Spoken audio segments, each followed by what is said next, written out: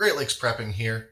Last year I made a video about how to cook delicious country-style ribs in an oven without using a smoker. Now, while I showed all the steps to season and cook the country-style ribs, I didn't actually show how to trim them or cut them or basically turn a pork shoulder into a bunch of country-style ribs. Because of course, country-style ribs aren't actually ribs at all, but rather just strips of cut up pork shoulder, also known as pork butt. So I figured I'd make a sort of quick follow-up video to that video and show you how I take a pork shoulder and break it down into some amazing country-style ribs that are ready to cook.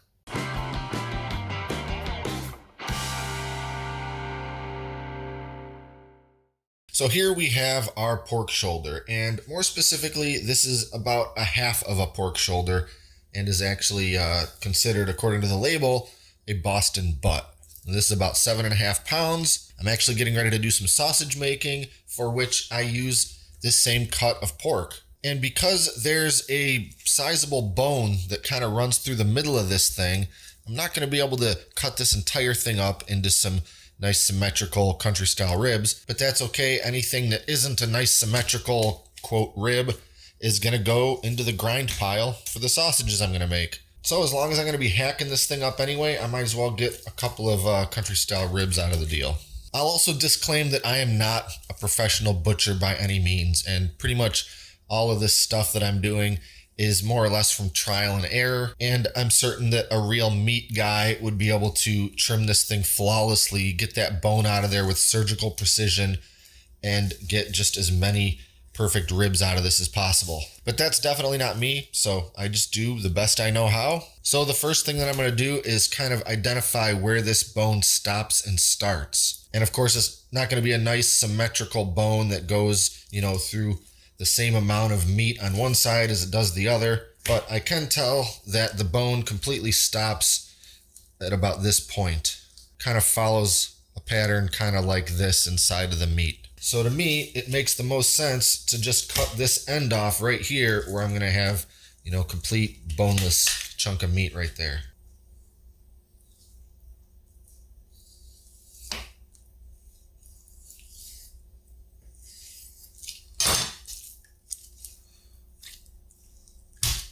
Now here I can feel the bone is right under the surface here, and I could get a rib or two that's on this side of the bone.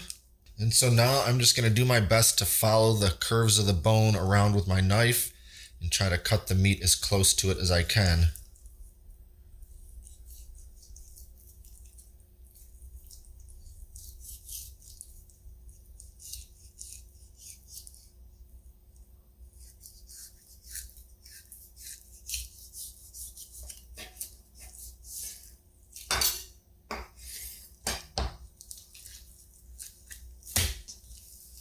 Now this right here would make a pretty good country rib, except the bone is kind of coming right out into the end of it here and goes all the way down to about here. So I'm not sure if that's quite big enough for what I would want to bother with.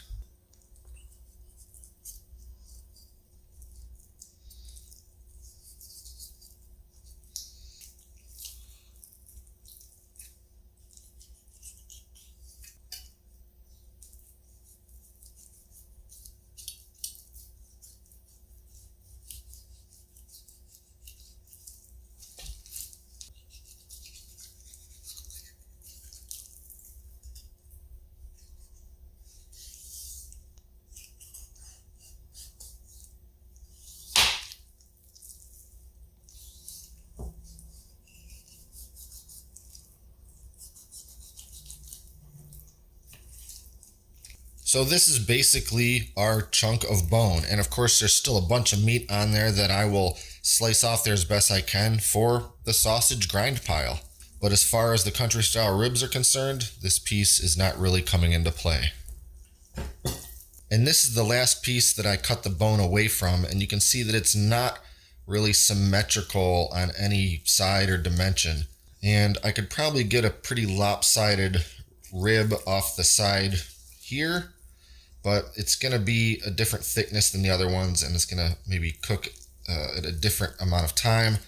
So being that I'm making sausage anyway, I don't think I'm going to bother with this either for my country style ribs. So that pretty much leaves us with these two hunks right here. In this piece, you can kind of see how it starts off thick over here and then gets pretty thin on this side.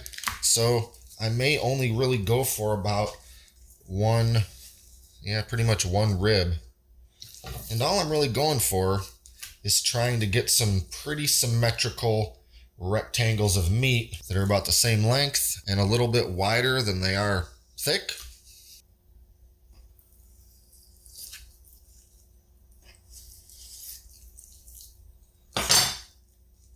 Something like that. And maybe I'll go ahead and cut another one off of this piece. Even though it's tapering down pretty thin over here, it's not too bad.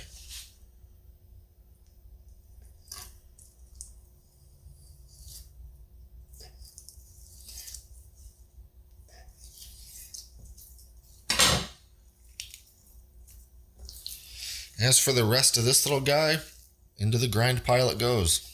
Now this piece here is where we're gonna get some pretty good country style ribs out of. And basically what I'm thinking is I'm gonna slice this way and then this way.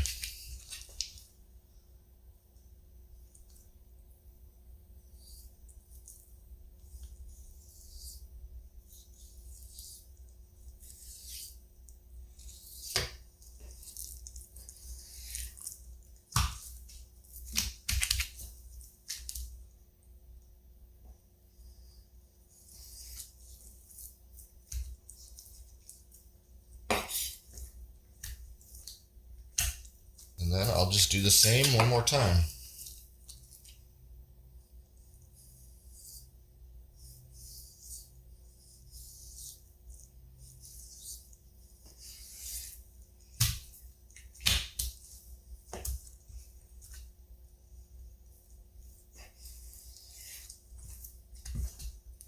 And if I end up with any little oblong or unsymmetrical scraps like this, it's just going into the grind pile. Nothing's going to waste.